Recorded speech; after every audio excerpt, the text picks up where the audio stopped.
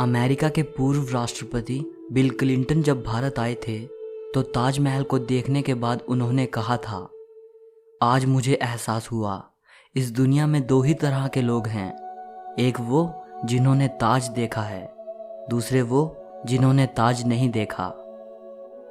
होंगी इस दुनिया में एक से बढ़कर एक खूबसूरत इमारतें, लेकिन ताज जैसी कोई नहीं, क्योंकि इसकी बुनियाद में एक बादशाह ने अपना दिल रखा है। आज इस वीडियो को आखिर तक ज़रूर देखना। आप ताजमहल के बारे में 22 ऐसी बातें जानोगे जो शायद ही आपने पहले कभी सुनी होंगी। नंबर 22। हज़ारों टूरिस्ट जो ताजमहल देखने आते हैं वो ये नहीं जानते कि जो वो सामने देख रहे हैं वो ताजमहल का पिछला हिस्सा है। दरअसल जो शाही दरवाज़ा है वो नदी के किनारे दूसरी तरफ है। आज ज़्यादातर टूरिस्ट ताज को वैसा नहीं देख पाते जैसा कि शाहजहां चाहते थे। मुगल काल में ताज तक पहुंचने के लिए नदी ही मुख्य रास्ता थी। ये एक तरह का हाईवे था। बादशाह और उनके शाही मेहमान नाव में बैठकर आते थे। नदी के किनारे एक चबूतरा हुआ करता था। नदी बढ़ती गई और वो बहुत पहले ही नष्ट हो गया। बादशाह और उनके मेहमान उसी चबूतरे से ताज आया करते थे। नंबर 21। ये कहा जाता रहा है कि शाहजहां ने ताजमहल बनाने वाले मजदूरों के हाथ कटवा दिए थे, लेकिन ये बात एक अफवाह जैसी लगती है, क्योंकि इस बात का कोई प्रमाण मौजूद नहीं है। बहुत से इतिहासकारों का मानना है कि शाहजहां ने मजदूरों और कारीगरों को जिंदगी भर की पगार देकर उनसे एक करारनामा लिखवाया था कि वो ऐसी कोई दूसरी इमारत नहीं बनाएंगे। नंबर 20। ताजमहल की जो 4 मीनारें हैं ये बिल्कुल सीधी नहीं खड़ी हैं, बल्कि चारों बाहर की ओर हल्की झुकी हुई हैं, और इन्हें ऐसा ही बनाया गया था ताकि भूकंप जैसी आपदा आने पर अगर ये गिरे भी तो बाहर की ओर गिरें और मुख्य मकबरे को कोई नुकसान ना पहुंचे। नंबर 19। कुतुब मीनार भारत की सबसे ऊंची मीनार है, लेकिन शायद आपको जानकर हैरानी हो, ताजमहल की ऊंचाई कुतुब मीनार से भी ज़्यादा है। ताजमहल 73 मीटर ऊंचा है, जबकि कुतुब मीनार की ऊंचाई 72.5 मीटर है। नंबर 18। दुनिया में जितनी भी ऐतिहासिक इमारतें मौजूद हैं उनमें से सबसे सुंदर कैलीग्राफी ताज पर हुई है। जैसे ही आप ताज के बड़े दरवाजे से अंदर जाते हो, दरवाजे पर लिखा ये सुलेख आपका स्वागत करता है, हे आत्मा, तू ईश्वर के पास विश्राम कर, ईश्वर के पास शांति के साथ रहे और उसकी परम शांति तुझ पर बरसे। ये कैलीग्राफी थुलूट लिपि में है। इस कैलीग्राफी को डिज़ाइन करने वाले का नाम अब्दुल हक था, जिसे ईरान से बुलाया गया था। शाहजहां ने उसकी चकाचौंध कर देने वाली कला को देखते हुए उसे अमानत खान नाम दिया, उपाधि के तौर पर। नंबर 17। जिस वक्त शाहजहां बादशाह बने वो मुग़ल सल्तनत का सबसे सुनहरा दौर था, या यूं कहें शाहजहां का ज़माना मुग़ल हुकूमत की बसंत जैसा था। चारों तरफ अमन और खुशहाली थी। प्रजा के लिए बादशाह का हुक्म ही सबसे ऊंचा होता था। शाहजहां की बादशाहत में लड़ाइयाँ नहीं होती थी। वो ज़बरदस्त शान व शौकत ऐशो इशरत का दौर था। बादशाह को बड़ी बड़ी इमारतें बनवाने का शौक़ था। उन्होंने मुग़ल वास्तुकला के साथ भारत के प्राचीन इतिहास को मिला दिया था। नंबर 16। ऐसी भव्य इमारत दुनिया ने पहले कभी नहीं देखी थी। इसके लिए सफ़ेद संगमरमर राजस्थान के मकराना से लाया गया था। जेड और क्रिस्टल चाइना से मंगवाया गया था। लैपिस लाजुली अफ़गानिस्तान से आया था। टर्कोइस तिब्बत से, जैस्पर पंजाब से, सैफ़ायर श्रीलंका से और कार्नेलियन अरब से आया था। कुल मिलाकर ऐसे ही 28 किस्म के बेशकीमती रत्नों को सफ़ेद संगमरमर में जड़ा गया था। इन सब चीज़ों को विदेश से आगरा लाने के लिए 1000 से भी ज़्यादा हाथी इस्तेमाल किए गए थे। नंबर 15। ताजमहल आज से करीब 400 साल पहले 1631 में बनना शुरू हुआ था और ये 22 साल बाद 1653 में पूरा हुआ। इसका निर्माण 20,000 कारीगरों और मजदूरों ने किया था। वास्तुकला का इससे शानदार नमूना दुनिया में दूसरा कोई भी नहीं। ताजमहल के निर्माण के लिए हर चीज़ को हीरे की तरह परख कर चुना गया था। ताजमहल की दीवारों पर जो नक्काशी है, इसकी तकनीक इटली के कारीगरों से सीखी गई थी। उज़्बेकिस्तान के बुखारा से संगमरमर को तराशने वाले कारीगर बुलाए गए थे। ईरान से संगमरमर पर कैलीग्राफी करने वाले कारीगर आए थे और पत्थर को तराशने के लिए बलूचिस्तान के कारीगरों को बुलाया गया था। नंबर 14। 1857 की क्रांति के दौरान अंग्रेज़ों ने ताज को काफ़ी नुकसान पहुंचाया। उन्होंने लैपिस लाजुली जैसे कई बेशकीमती रत्नों को ताजमहल की दीवारों से खोदकर निकाल लिया था। नंबर 13। ताजमहल के मुख्य गुंबद का जो कलश है, किसी ज़माने में वो सोने का हुआ करता था। 19वीं सदी की शुरुआत में सोने के कलश को बदलकर कांसे का कलश लगा दिया गया। नंबर 12। दावे के साथ नहीं कहा जा सकता कि ताजमहल को किसने डिज़ाइन किया था, लेकिन यह कहा जाता है कि 37 लोगों की एक टीम ने मिलकर ताजमहल का नक्शा तैयार किया था। ये 37 वास्तुकार दुनिया के दूर दूर के कोनों से बुलाए गए थे।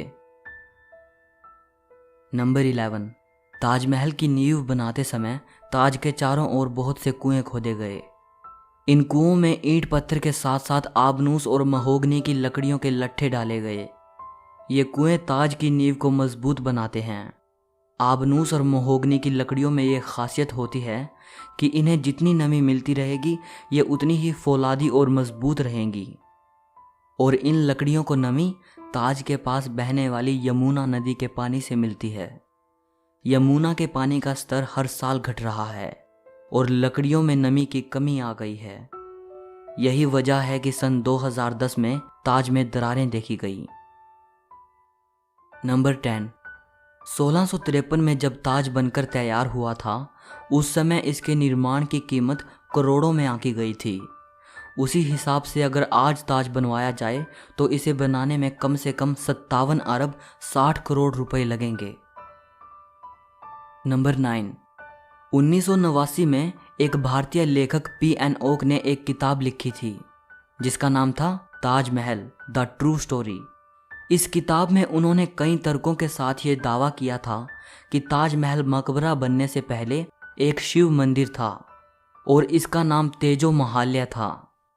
सन 2000 में P.N. ओक ने अपनी बात को सिद्ध करने के लिए ताज की साइट खोदने के लिए सुप्रीम कोर्ट को अर्जी दी थी, जिसे सुप्रीम कोर्ट ने रद्द कर दिया। आर्कियोलॉजिकल सर्वे ऑफ इंडिया के मुताबिक ताजमहल कभी एक शिव मंदिर था, इस बात के कोई सबूत नहीं हैं, बल्कि शाहजहां ने ताज को बनवाया था, इसके प्रमाण ही इतिहास के पन्नों में मिलते हैं। नंबर 8। एक कहानी प्रसिद्ध है कि शाहजहां यमुना नदी के दूसरी तरफ काले संगमरमर से ऐसा ही एक और काला ताजमहल बनाना चाहते थे।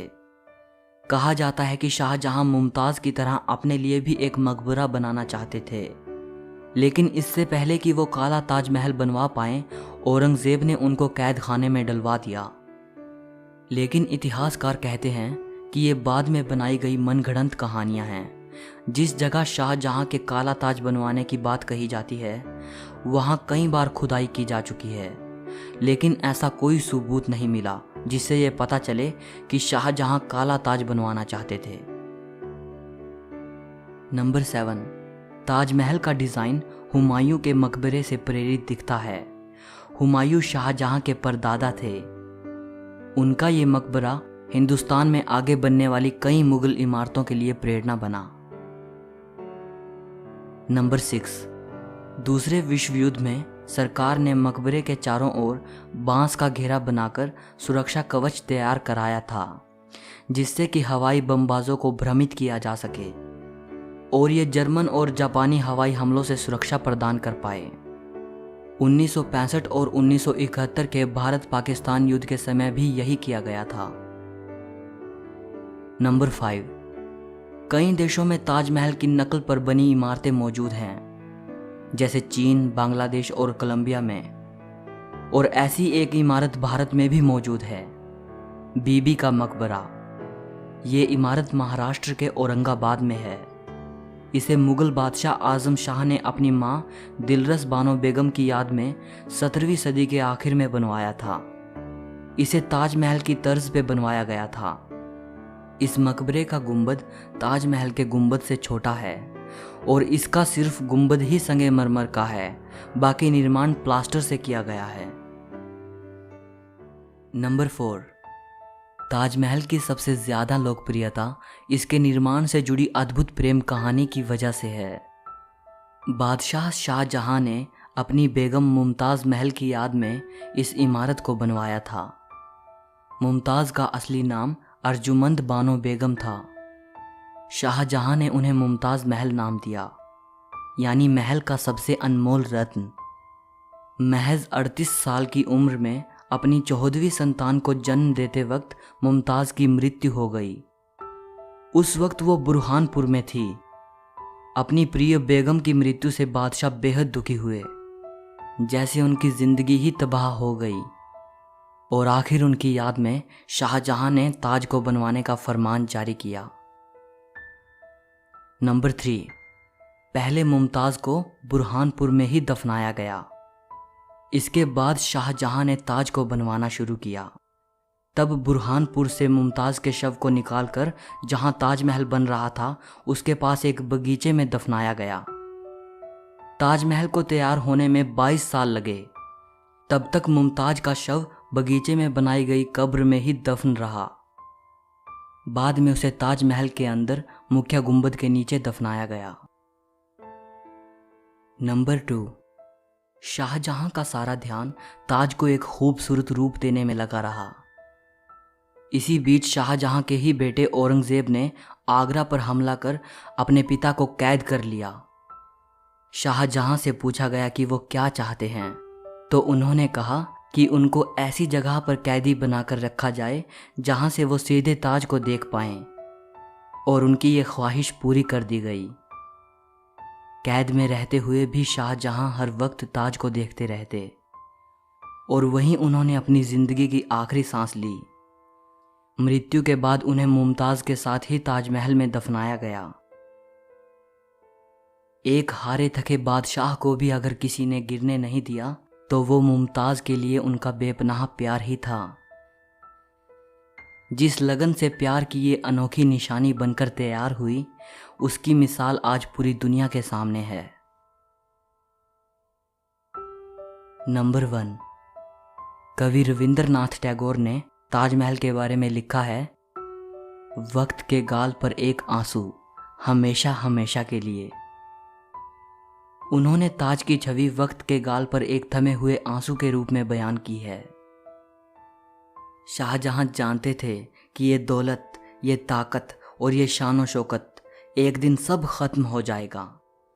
उन्होंने सोचा कि कुछ ऐसी यादगार चीज़ बनाई जाए जो हमेशा रहे, और शाहजहां ने अपनी प्रिय की याद में ताज को बनवाया। आज बादशाह नहीं रहा, उनकी हुकूमत नहीं रही, और उसकी सल्तनत को भी ख़त्म हुए कई ज़माने गुजर गए। बस एक ताज है जिसने बादशाह की सदियों पुरानी प्रेम कहानी को खुद में संजोए रखा है। प्रकृति की गोद में चांद सी जगमगाती ये भव्य इमारत सदियों से दो प्रेमियों के प्यार की अमर कहानी सुनाती आई है और सदियों तक सुनाती रहेगी। सो इस वीडियो के लिए इतना ही। अगर आपको ये वीडियो पसंद आई हो तो लाइक और शेयर ज़रूर करना। ताजमहल के बारे में या इस वीडियो के बारे में आपकी जो भी राय हो कमेंट में बताइएगा। और अगर आप हिस्ट्री और फिलॉसफी से जुड़ी ऐसी ही अमेजिंग वीडियोस देखना चाहते हो तो चैनल को सब्सक्राइब करके घंटी को दबा देना। सो मिलते हैं अगली वीडियो में।